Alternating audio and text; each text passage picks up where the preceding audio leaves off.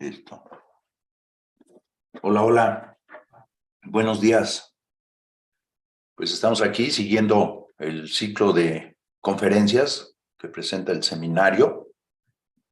Hoy toca la conferencia magistral impartida por la doctora Fabiola Juárez Barrera, de la FE Zaragoza, y ella nos va a hablar sobre los estudios biogeográficos en el México decimonónico. Yo estoy en lugar de la doctora Ana Barahona. Ella, como ustedes comprenderán, tiene una agenda apretadísima, entonces es un honor para mí estar en su representación y me voy a permitir hacer una breve, un breve esbozo curricular de la doctora Fabiola Juárez, quien obtuvo su título de bióloga en la Facultad de Estudios Superiores Zaragoza. También obtuvo los grados de maestría y de doctorado en el posgrado en Ciencias Biológicas de la UNAM. Tanto la maestría como en el doctorado se tituló con mención honorífica. Ha estado impartiendo diferentes cursos curriculares del área de biología comparada y evolutiva en la carrera de biología de la FE Zaragoza desde 2012. Ha dado materias como biogeografía, sistemática, biología evolutiva e historia y filosofía de la biología. Así también ha impartido el curso de Biogeografía de México en el posgrado en Ciencias Biológicas. Ya ha estado dirigiendo tesis, a pesar de su corta edad y trayectoria, ha estado dirigiendo varias tesis de licenciatura, algunas ya concluidas, más de 5, y otras que tienen curso. Ha publicado libros, capítulos de libros y artículos en revistas internacionales, ¿no? Impactadas, pues, con factor de impacto. Pues algunos derivados de sus tesis, tanto de licenciatura como de maestría y doctorado. Y pues es también responsable, actualmente, por ejemplo, tiene 2 proyectos financiados. Ha estado presentando también diversos trabajos en reuniones científicas, tanto nacionales como internacionales. Ha impartido pláticas de difusión y también ha participado en exposiciones de colecciones biológicas para el fomento del conocimiento de la biodiversidad en distintos niveles escolares. Pertenece a la Sociedad Internacional de Biogeografía desde 2018 y también a la Sociedad Mexicana de Historia de la Ciencia y la Tecnología. Actualmente, la doctora Juárez Barrera es profesor de carrera asociado C de la Facultad de Estudios Superiores Zaragoza. Ella ha sido una de las beneficiarias del programa de incorporación de jóvenes académicos, del CIGE. Entonces, pues ya sin más preámbulo, le damos la palabra a la doctora Fabiola para que inicie su ponencia. Gracias. Gracias, doctor.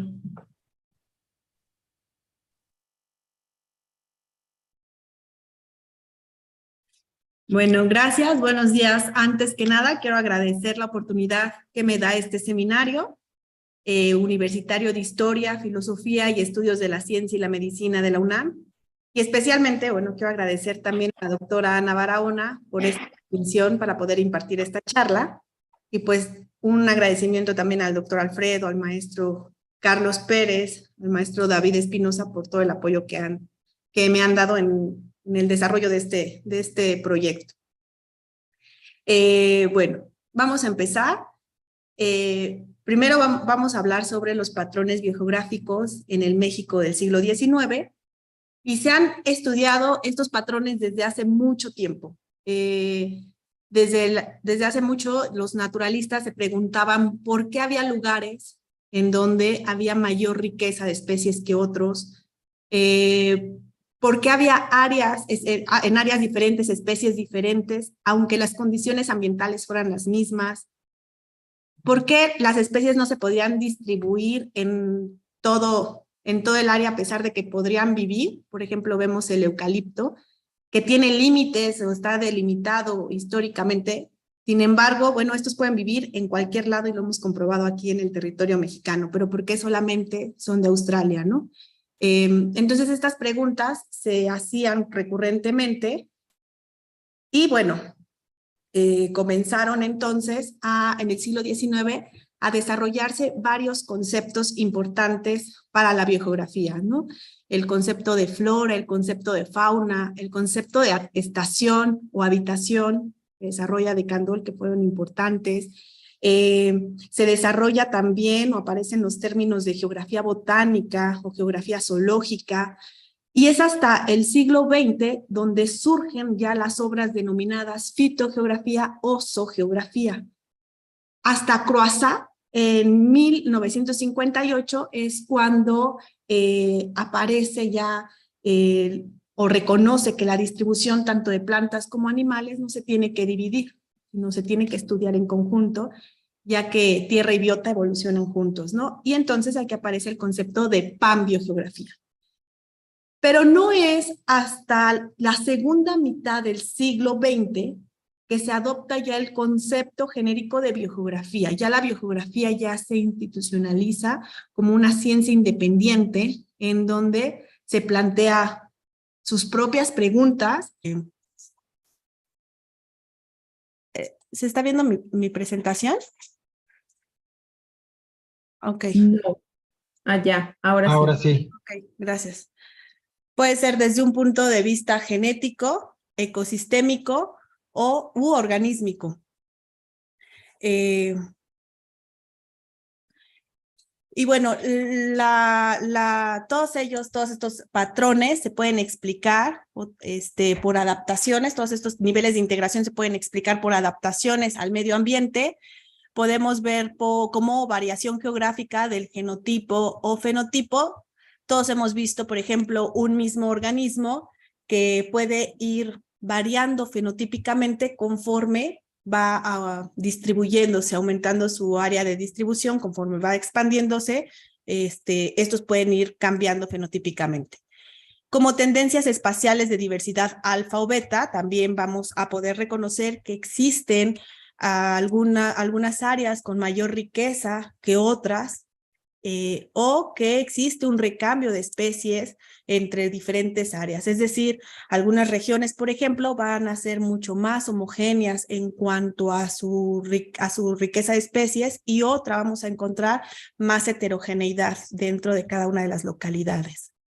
Otro de los patrones que llamó la atención es la homología biogeográfica de linajes. Este fue un patrón que llamó mucho la atención en el siglo XIX por parte de los naturalistas, y el primero es el reconocimiento de la congruencia de dos o más taxones que compartan más o menos los mismos límites de distribución, o dos o más taxones que tienen las mismas disyunciones o discontinuidades, estos causados por alguna barrera importante que impida el intercambio de flujo génico, y a esto, bueno, lo vamos a conocer como disyunciones. Estos patrones han sido explicados de diferentes maneras. Aquellos naturalistas que apoyaban la idea fijista de las especies, como es el caso, por ejemplo, de Linneo, que las especies son fijas e incambiables, tal cual las creó Dios, así continúan, versus la idea transmutacionista. En un concepto moderno podríamos decir pues que las especies evolucionan, que las especies cambian. Pero no solamente las especies, sino también las áreas de distribución. Estas pueden ser explicadas desde un punto de vista fijista, en donde las áreas tal cual están, así han permanecido siempre. Y bueno, esto podemos explicarlo desde un punto de vista, por ejemplo, Darwin, ¿no? Darwin hablaba de una geografía fija versus una geografía dinámica, en donde las barreras van a jugar un papel importante en la historia de los procesos importantes de especiación, ¿no? O sea, a partir de estos rasgos geológicos podemos también determinar los eventos de especiación que se llevan.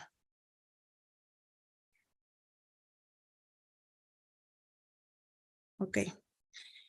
Entonces, bueno, Hay un antecedente importante en el siglo XIX que influyó de manera fundamental para el pensamiento de los naturalistas del siglo XIX, que fue el siglo de las luces. Esta, bueno, se caracterizaba principalmente por separar las disciplinas del quehacer científico de las tradiciones judio-cristianas. Aquí, bueno, va a sufrir, las ciencias van a sufrir una lenta transición donde la fe va a ser reemplazada por la razón. Vamos a reconocer algunos naturalistas que, bueno, plantean algunas explicaciones combinadas, como es el caso, por ejemplo, de Linneo, quien apoya la idea de que, bueno, la distribución de los organismos se da a partir del Edén. Otro, por ejemplo, sería Tournefort, quien dice que las especies se dispersan a partir del encallamiento del Arca de Noé, o alguna idea, por ejemplo, de Buffon, esta idea transmutacionista, que es opuesta completamente a la visión de Linneo. Sin embargo, bueno, esta transmutación de especies, vamos a ver que es más bien una degeneración de los tipos, conforme se van dispersando, van degenerando. Sin embargo, esta idea o esta transición que se da, este reemplazo que se da de la fe a la razón, pues va a influir importantemente en los naturalistas del siglo XIX, como es el caso de Humboldt, en donde, bueno, ya Humboldt trata de explicar la distribución de los organismos, pues ya a partir de causas naturales, de causas físicas, dejando ya un poco fuera todas estas explicaciones metafísicas. Antes de la publicación del origen de las especies de Darwin, gran cantidad de información ya se encontraba en museos y herbarios.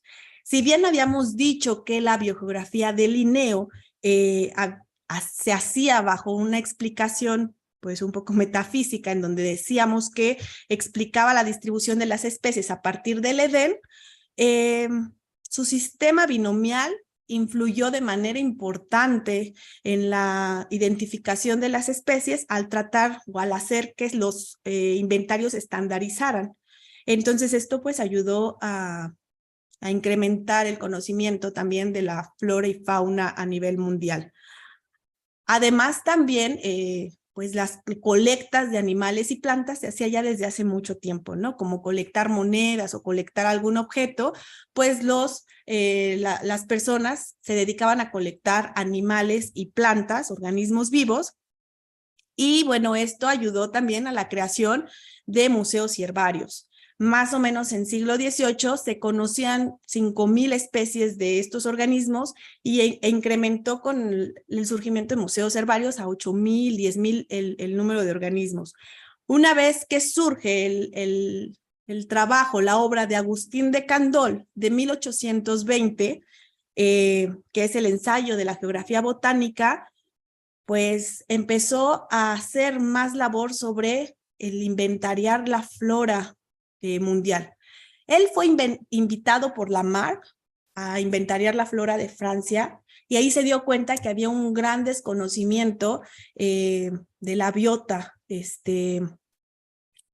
Entonces lo que hace es promover un libro, una enciclopedia que se llama el Prodromus, en donde invita a muchos naturalistas a inventariar la flora mundial, ¿no? Entonces, con esta labor que hace en conjunto con naturalistas de todo el mundo, y se incrementa el número de especies a 27,000 descritas hasta su época, ¿no? 27,000 es el número de especies, y en 1837 recalcula con la velocidad que están llegando a inventariar que la flora mundial podría llegar hasta 150,000.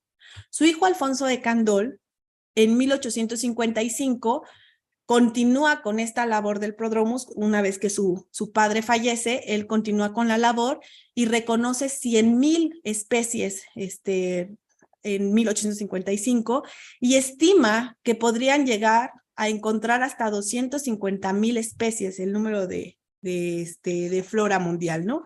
Entonces, este patrón, los patrones reconocidos sobre la biogeografía, pues uno de los limitantes era el desconocimiento de muchos grupos.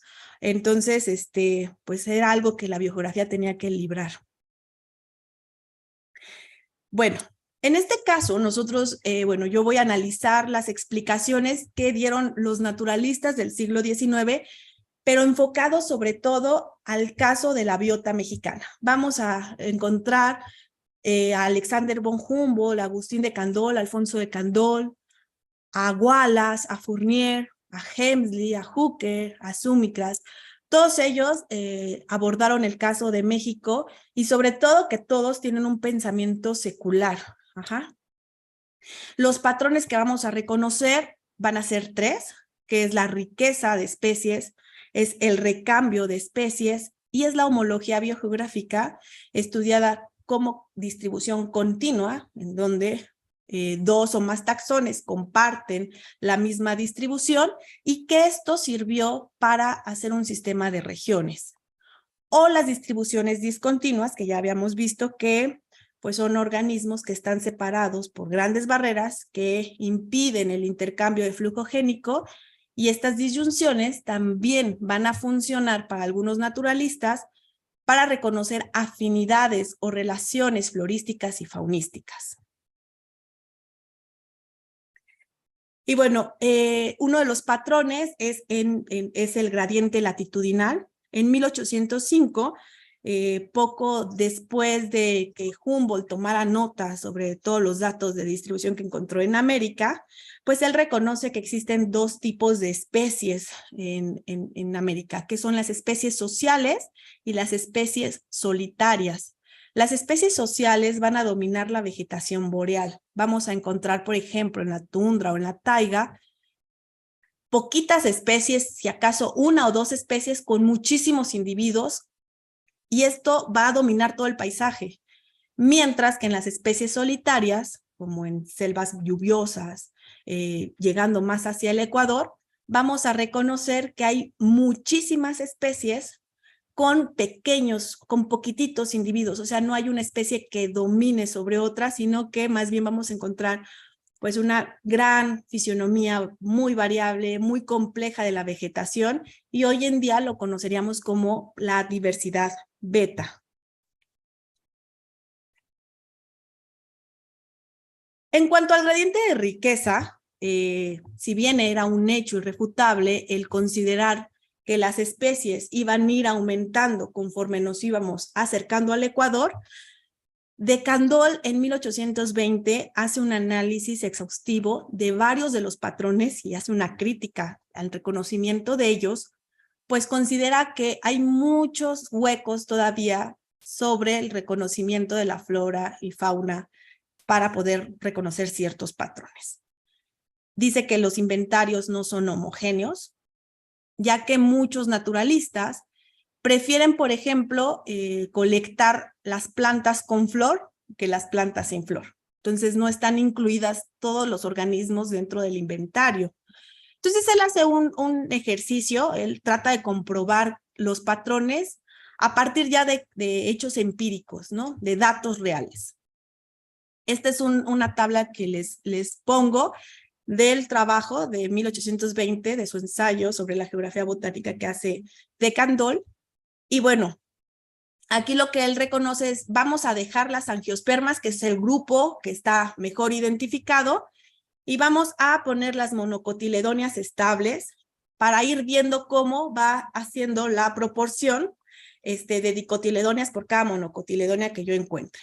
Entonces, en la gráfica se observa claramente que en el Ecuador la proporción es 1 a 5, es decir, por 100 monocotiledóneas vamos a encontrar 500 dicotiledóneas. Conforme nos vamos alejando del Ecuador y nos vamos acercando, por ejemplo, hacia los polos, por ejemplo, a los 70 grados, vamos a ver que la proporción más bien es 1 a 2, ¿no? 100 monocotiledóneas, 200 dicotiledóneas. Se observa bien el patrón de esta disminución de dicotiledóneas conforme nos vamos alejando del Ecuador. Algo también importante que reconoce Agustín de Candolle es que a los 19 grados de latitud se observan los mayores picos de riqueza, y no solamente esto se observa en México, sino en la India o Indonesia, también son los lugares donde mayor riqueza encontramos. Hooker incluso en la biología central americana, en el prólogo, hace un reconocimiento a Hemsley y dice que pues es de reconocer la labor y el inventario que hace Hemsley en el territorio mexicano, considerándolo Hooker como un área muy compleja, ¿no? Incluso en el prólogo dice, ningún país de igual extensión presenta una vegetación más rica ni más variada que México. Entonces, bueno, este gradiente latitudinal podemos ver que actualmente con los trabajos de Kevin Gadsden y con datos ya más trabajados, con un inventario más amplio, podemos ver que pues se cumple más o menos este patrón, ¿no? En el Ecuador el incremento de la riqueza de especies es mayor y conforme nos vamos alejando va disminuyendo. Por otra parte, Agustín de Candolle considera también que las especies cómo se comportan las especies dentro de los continentes, ¿no? En los continentes. Dice que entre más cercanas sean las tierras, más géneros vamos a compartir, ¿no? Un ejemplo sería Alaska y Siberia, que están muy cercanas y que pues vamos a compartir casi más o menos el 90% de los géneros. Conforme nos vamos alejando y las tierras se van también aislando, los géneros que se van a compartir van a ser cada vez menos hasta llegar al Ecuador, en donde pues prácticamente es nulo, ¿no? Los organismos que se comparten.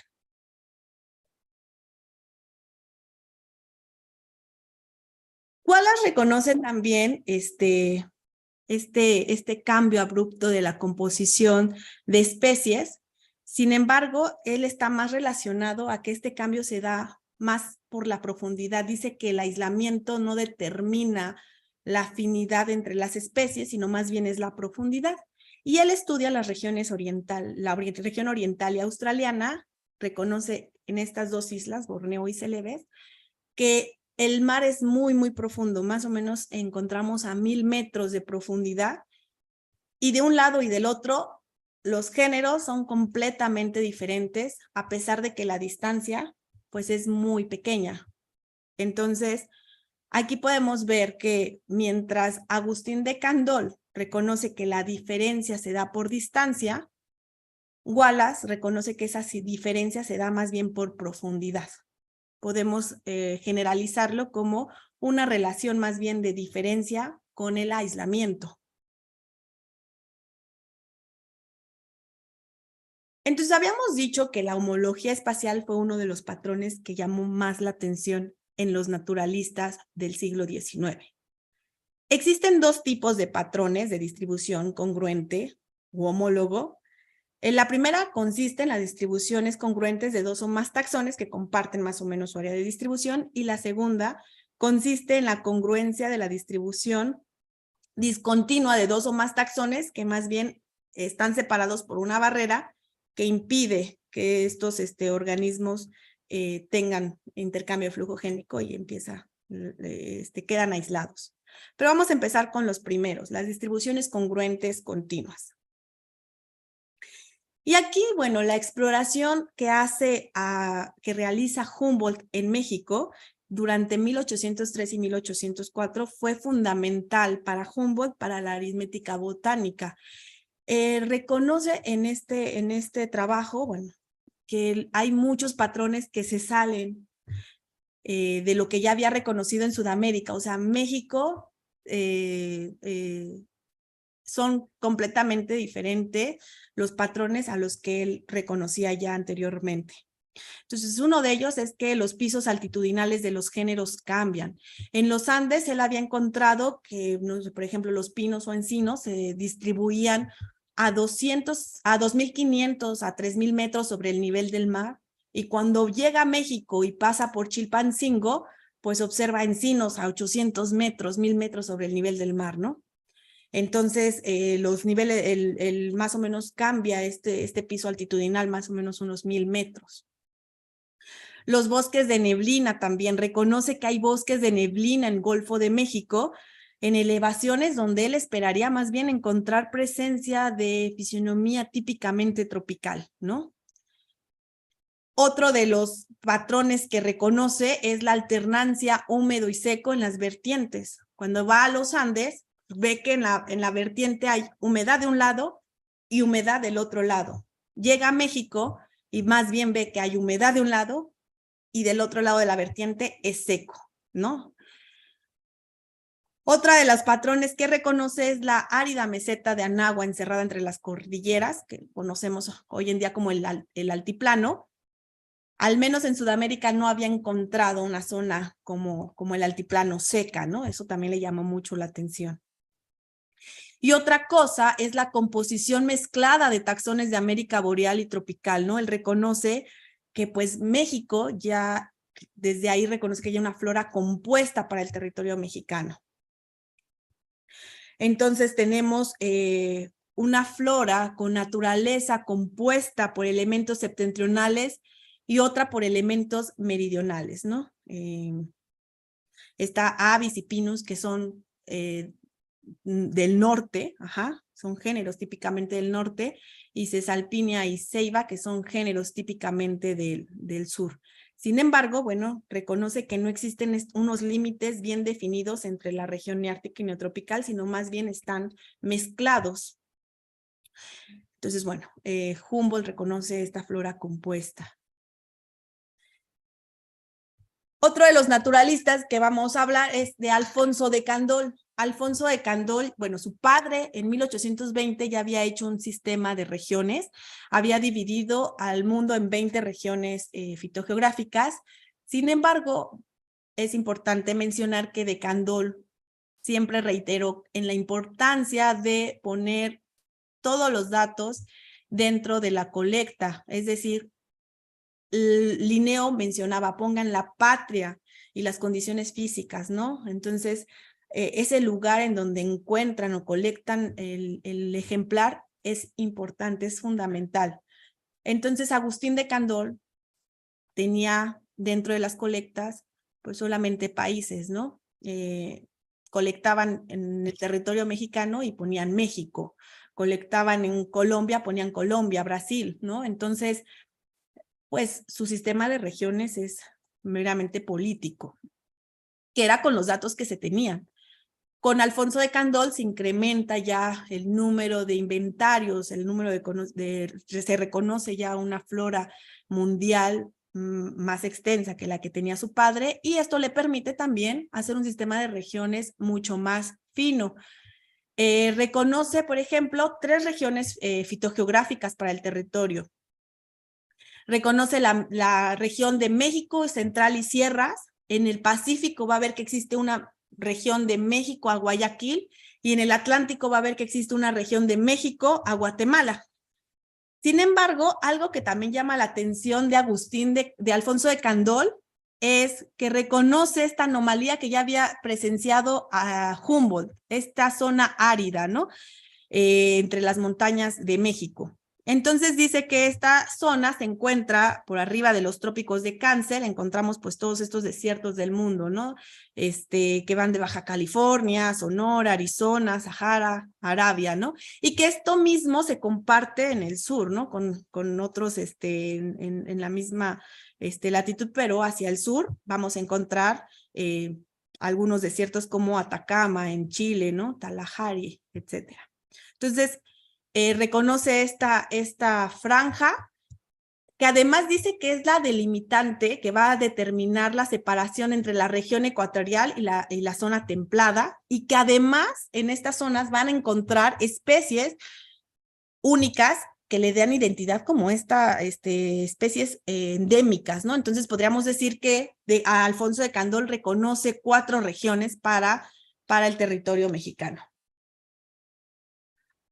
Otro que contribuye al reconocimiento de la biota en México como una zona compleja es Wallace, ¿no? En su libro sobre la distribución geográfica de los organismos, hace 2 divisiones, 2 regiones, la región neártica y la región neotropical. Dentro de esta divide a subregiones, la región canadiense, la californiana, la alequiana, y para el caso de México dice que la región de las montañas rocosas va a estar dentro, o va a incluir todas las montañas centrales de Estados Unidos hasta la Sierra Madre Oriental y Occidental. Para el caso de la región neotropical, reconoce también subregiones. Vamos a encontrar la subregión chilena, la subregión brasileña, la subregión de las Antillanas y la subregión mexicana. Sin embargo, dice que cada una de estas subregiones tiene géneros que le den identidad, cosa que no encontró en la subregión mexicana.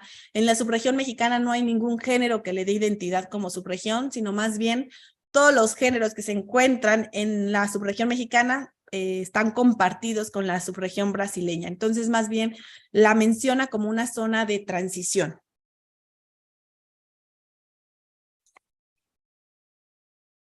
Y bueno, Hemsley retoma la regionalización que ya había hecho Agustín, que ya había hecho Wallace, y dice que existe el 30% de los géneros de la flora mexicana tienen una distribución amplia, y más bien lo que él hace es ver cómo estos géneros se van expandiendo. Retoma la región neotropical, la región ártica, retoma la subregión mexicana, y dice que la subregión mexicana tienden los géneros a expandirse hacia la región ártica y los de la subregión rocallosa tienden a expandirse sobre la región neotropical. Luego de las dos intervenciones que se dieron en el siglo XIX en México, la norteamericana y la francesa, pues algunos franceses, belgas, pues se arraigaron en México y hicieron algunos trabajos, ¿no? Muchos de ellos tenían vocación de naturalistas, y un caso es Francisco Sumicras, quien continuó la labor de inventariar la avifauna y la herpetofauna del territorio mexicano, y reconoce zonas de transiciones importantes. Una zona de transición altitudinal, dice que va a encontrar organismos típicos de la zona alpina, arriba de los 1500 metros sobre el nivel del mar, y va a encontrar otros organismos tropicales que van de los 0 a los 600 metros sobre el nivel del mar, pero sí va a haber un intercambio faunístico entre los 600 y 1500 metros sobre el nivel del mar. Además, también reconoce una transición geográfica horizontal y lo ubica, esta zona de transición, en el istmo de Tehuantepec. Dice que existe flora típica de la vertiente del Pacífico y típica del Golfo de México. Sin embargo, se observa que en el istmo de Tehuantepec se da ese intercambio también entre las cordilleras. Otro patrón que resulta de las distribuciones congruentes de dos o más taxones son las disyunciones. Y esto fue un problema, o causó mucho problema para los naturalistas el poder explicar estas disyunciones, y las nombraban anomalías. Entonces vamos a ver estas distribuciones disyuntas, y qué relaciones tienen con la flora y fauna, que pueden estar separadas por miles de kilómetros, y les decía, ¿no? Está esta interrupción del flujo génico. Humboldt y Bonpland ya habían visto estas disyunciones de América y África, o de las disyunciones de Asia, China, con las costas del oeste de México, California, y decía que la geología era la que iba a poder explicar estas distribuciones disyuntas, ¿no? Una de las características que tiene Humboldt también es no especular, ¿no? Él puede cuestionarse, pero no da datos hasta no tener, o no da respuesta a esas especulaciones hasta no tener los datos.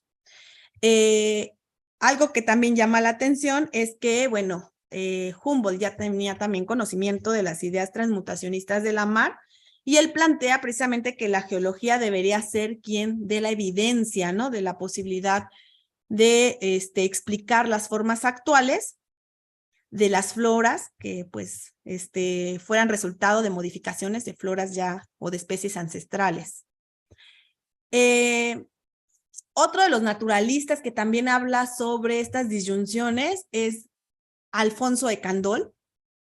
Ya aparte de su sistema de regiones que presenté anteriormente, también incluye disyunciones en México. Dice que México puede estar relacionado con Asia, con África, con Sudamérica, ¿sí? con Australia.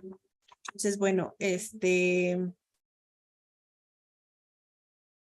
y bueno, luego de recibir Fournier algunas colectas que se habían hecho en México en la intervención francesa, por Alfonso de Candolle. Alfonso de Candolle era el responsable del herbario del Museo de París, y entonces entregó a Fournier pues muchos helechos que se habían colectado de México para que Fournier los pudiera estudiar. Aquí Fournier reconoce 7 patrones importantes para el caso del territorio mexicano. Vamos a ver que considera que la mayor parte de los helechos van a ser de origen neártico. Otra de las cosas es que dice que el número de especies endémicas pues no es relevante. Nada más teníamos el 30% de especies endémicas de helechos, y esto pues no influyó mucho en el pensamiento de Fournier. Recordemos también que en el siglo XIX pues lo que interesaba era más bien las distribuciones amplias, ¿no? El conocer centros de origen y rastrear rutas de dispersión. Entonces, los endemismos, las regionalizaciones quedaron en segundo plano.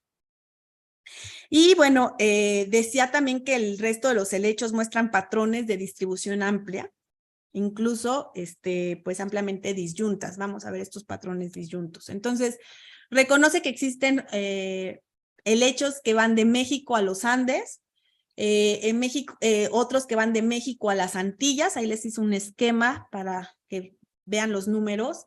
De la vertiente de la Atlántica de México hasta América del Sur, los helechos de bosques templados de México a Chile, helechos de distribución disyunta, entre la Sierra Madre Oriental, que es el 5, y los encontramos también en California y Florida.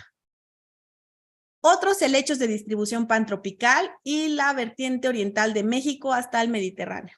Estos dos últimos patrones son estos y son explicados por la Atlántida, ¿no? Por un puente intercontinental, recurre a la Atlántida para poder explicar estas distribuciones disyuntas de helechos que encuentra.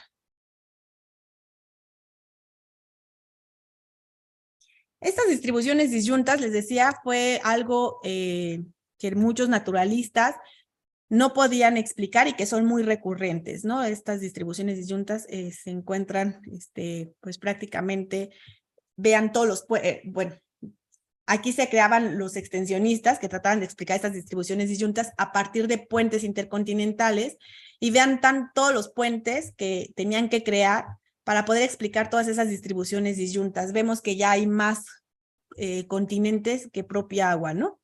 Esta es una explicación para poder decir cómo una especie, no sé, se encuentre en América y la misma especies muy cercanas se encuentren en África, ¿no? ¿Cómo poder explicar esas distribuciones tan alejadas?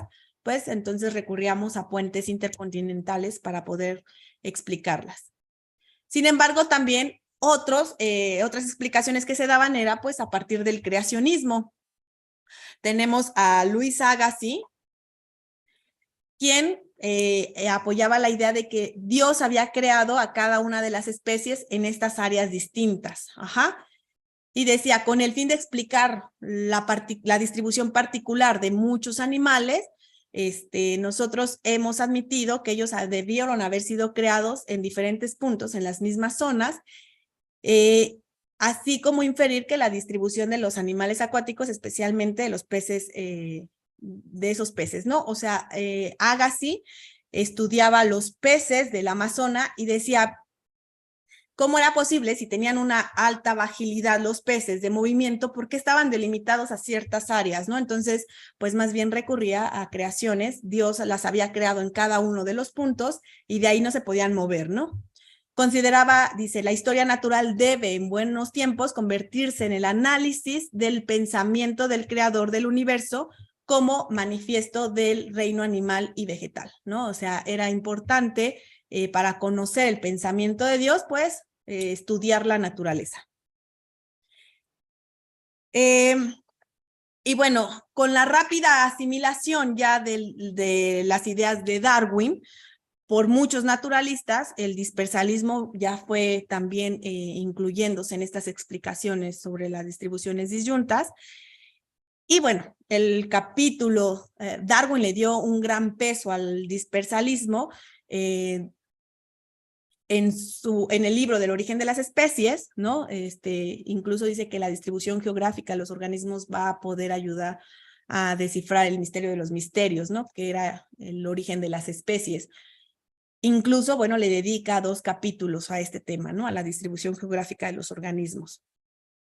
Entonces, pues se preguntaba, ¿no? ¿Por qué crear especies muy parecidas tanto en continentes como en islas? No tenía caso, ¿no? Entonces dice, ¿por qué deberían especies, las cuales suponemos haber sido creadas en los archipiélagos Galápagos y no en ningún otro lado, por qué tener afinidades con las especies que fueron creadas en América? No tenía caso, ¿no? Entonces, pues más bien lo que él propone es la idea de que, pues, las especies surgen en el continente, se dispersan hacia la isla, empieza el aislamiento y con el tiempo empieza la diferenciación para la formación de nuevas especies.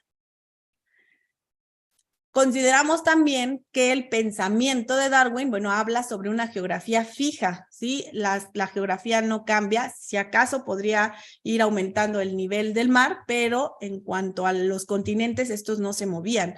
No aceptaba tampoco puentes intercontinentales que conectaran ambas tierras, ¿no?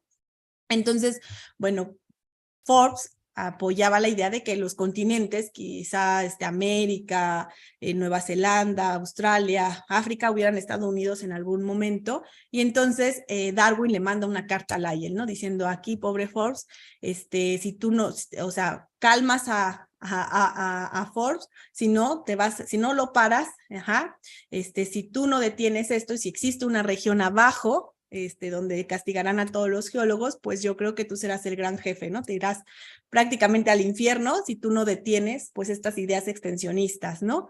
Y serás el gran jefe de los catastrofistas, ¿no? Entonces, pues, obviamente, en ese tiempo, con Darwin Lyell, pues, hablaban de una geografía fija en donde estaban en contra completamente del extensionismo. Entonces, para concluir esta parte, podemos ver que estas distribuciones disyuntas que fueron tan complicadas se podían explicar o por extensionismo, por creacionismo o por dispersalismo.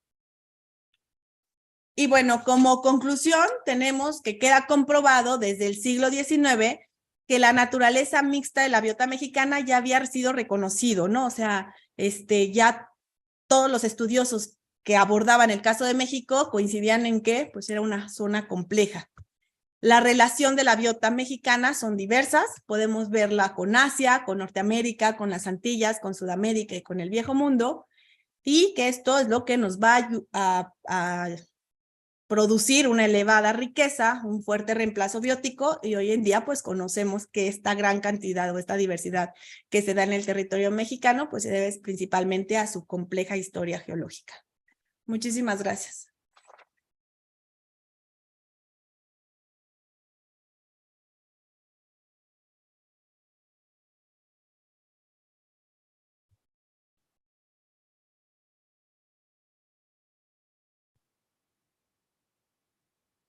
Bueno, pues primero que nada, muchas gracias a la doctora Fabiola Juárez por la interesante plática que nos ha brindado. Aquí en el chat no veo todavía preguntas, aunque algunos, digamos, parte del público local, aquí, provincial, que estaba oyendo la conferencia, me preguntan algunas cosas, ¿no? Aunque no esté en el chat de YouTube, creo que no pudieron meterlas al chat de YouTube. Me dicen que intentaron meterlo al chat de YouTube, pero que no pudieron, no sé. Pero por ejemplo, una que me hacen llegar, dice, ¿hubo alguien que haya hecho la historia? ¿Ha habido historiadores, digamos, sobre las ideas biogeográficas del siglo XIX? ¿Se ha estudiado la historia de la biogeografía en el siglo XIX? Esa es una pregunta. Como historiografía, sí, creo que pues yo podría poner a Alfonso de Candolle. como historiador de la... Al hijo. Alfonso de Candolle, sí, Alfonso de Candolle, quien hace varios libros sobre historiografía. Uno de ellos es, no recuerdo el nombre, pero hace sobre el éxito que tuvo Darwin a su teoría evolutiva, hace un análisis exhaustivo de esa aceptación que tuvo Darwin al explicar su teoría, pero hace en su libro La geografía botánica razonada, sí hace una introducción sobre diferentes trabajos que han abordado los patrones de varios naturalistas que han abordado o han estudiado patrones biogeográficos en el territorio, ¿no?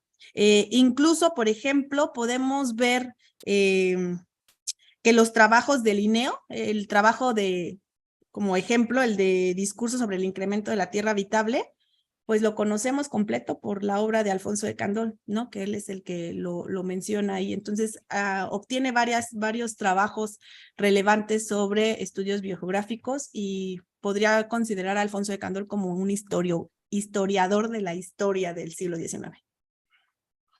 Bueno, yo una personal, si me permites, es bueno, digamos, tú has hecho como una reseña histórica, ¿no? De naturalistas que se interesaron por estudiar los patrones biogeográficos de México en el siglo XIX y pues tocaste la discusión, ¿no? Que había entre ellos en cómo interpretaban estos patrones, ¿no? Por ejemplo, desde los que suponían la existencia de extensiones terrestres sumergidas, otros que las rechazaban totalmente, como Darwin. Ahí en su carta esa me llamó la atención, ¿no? Que acusa, digamos, en el tono de amigos, ¿no? Que tenía con Lyell, acusa a Hooker de que se van a ir al infierno, ¿no? Y lo acusa a Lyell que él va a ser el jefe de los catastrofistas. Imagínate decirle a Lyell catastrofista, híjole, era así como, qué llevado, ¿no? Pero digamos, y este tipo de estudios de corte histórico tienen alguna relevancia para las polémicas actuales en biogeografía, porque entiendo que las distribuciones, por ejemplo, disyuntas, siguen siendo motivo de muchos trabajos, de mucho debate, de muchas interpretaciones. Creo que eternamente han sido la piedra en el zapato de los biogeógrafos, ¿no? Entonces, sí, no sé, ¿tienen sí, la zona influencia? de transición mexicana siempre ha sido difícil de explicar, ¿no? O sea, desde, por ejemplo, Humboldt, quien consideraba que México era más bien, o esta zona de transición mexicana era superposición de distribuciones, ¿no? O, por ejemplo, Wallace y Hemsley, quien habla más bien como de flora o fauna en proceso de expansión, ¿no?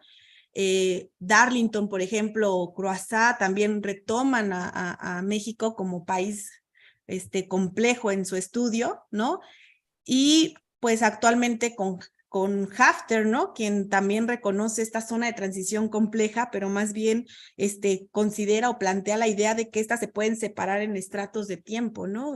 Que son los xenocrones. Entonces, el estudio de la flora y fauna dentro del territorio mexicano, pues es una industria todavía, ¿no? Hay muchas preguntas por contestar, todavía hay muchos taxones por describir y sobre todo en la zona de transición, hay muchas cosas que explicar, ¿no? Pero bueno, sí marca en el siglo XIX los antecedentes ya al considerar a México como zona compleja, ¿no?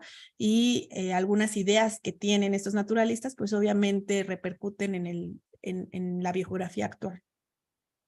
Sí, bueno, porque lo que pasa es que hasta donde yo recordaba, perdón por hacer un poco de diálogo, pero hasta donde yo recordaba, digamos, después de todo el auge de la biogeografía dispersalista, que se inicia pues, con Darwin, ¿no? En donde ya, como medio comentabas aquí en tu exposición, pues ya no les interesa a muchos biogeógrafos seguidores de Darwin, por ejemplo, a Matthew, ¿no? A Darlington, no les interesa ya tanto el describir patrones, lo consideran como algo de modé, ¿no? O sea, la concepción que tienen ahora es la de la biogeografía dinámica, ¿no? O sea, los patrones no son estables ni eternos, entonces lo que hay que estudiar son los los procesos que dan origen a las distribuciones actuales, ¿no? Entonces, ven así como ya algo, pues algo fuera de moda, ¿no? Y después de que, digamos, este paradigma, digamos, este enfoque, persiste durante muchos años, ¿no? Prácticamente pues desde que se aceptan las ideas darwinistas, desde fines del siglo XIX hasta todo el siglo XX, pues aparece el trabajo de Croizat, ¿no? Y toda la revolución de la biogeografía cladística y panbiogeográfica de Croizat, ¿no? Y entonces es como el péndulo totalmente hacia el otro lado, ¿no? Ahora resulta que las dispersiones son solo episodios particulares, ¿no? Pero no son importantes para explicar los patrones generales de distribución, y otra vez se vuelve el interés hacia el estudio de los patrones, aunque quizá, bueno, desde el punto de vista de algunos biogeógrafos recientes destacados, tenemos a Morrone, a Juan José Morrone entre ellos, destacadamente, ¿no? Pues es un exceso, ¿no? O sea, tratar con este enfoque vicariancista panbiogeográfico, negar la dispersión casi a priori como causa de la distribución, pues supongo que pues de ahí sigue la polémica, ¿no? O sea, dispersionistas contra vicariancistas también es algo como pasado de moda.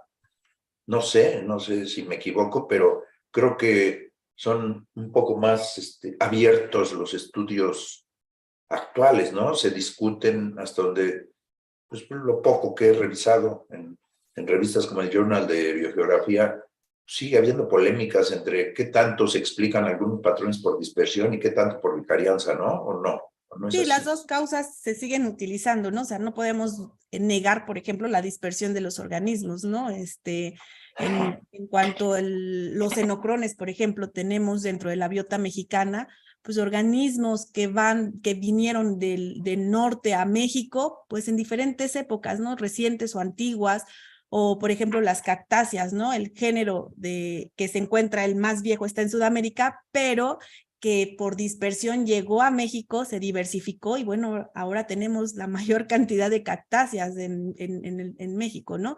Entonces, la dispersión evidentemente es una de las causas que también pueden originar patrones junto con la vicarianza. Creo que no hay como ser tan tajantes en irnos a una u otra postura, ¿no? A ver, doctor, aquí tengo algunos comentarios en el chat. Iván Fernando Valdés Vázquez, bueno, no es pregunta, sino más bien dice, gracias por compartir sus conocimientos a través de esta conferencia, doctora Juárez, estuvo muy interesante. Ya, mira, no pagó usted paleros, ¿verdad, doctora? No, no, perdón. Mariana Torres Barragán dice, súper interesante, muchas gracias. No los conozco. Alba Rodríguez dice, maravillosa explicación. Isaías Salgado Ugarte, si lo conozco. Sí. Felicidades, muchas gracias, hasta la próxima. Saraí Ramos dice, excelente charla. Gracias, doctores, por compartir sus conocimientos con nosotros. Son más bien comentarios. Creo que no hay más cosas, no hay preguntas. Entonces, pues no queda más que reiterar nuestro agradecimiento. Bueno, agradezco de entrada a la doctora Fabiola Juárez Barrera, el que haya dado esta interesante plática. También aprecio mucho el apoyo técnico de Marco Ornelas, de Itzel Sánchez, ¿no? De coordinar esta plática, y agradezco a la doctora Ana Barahona, ¿no? Que me encargó estar en esta presentación. Muchas gracias a todos y a todas, y nos vemos en la próxima, ¿no? Muchísimas gracias. Hasta luego. Gracias, hasta luego. Adiós.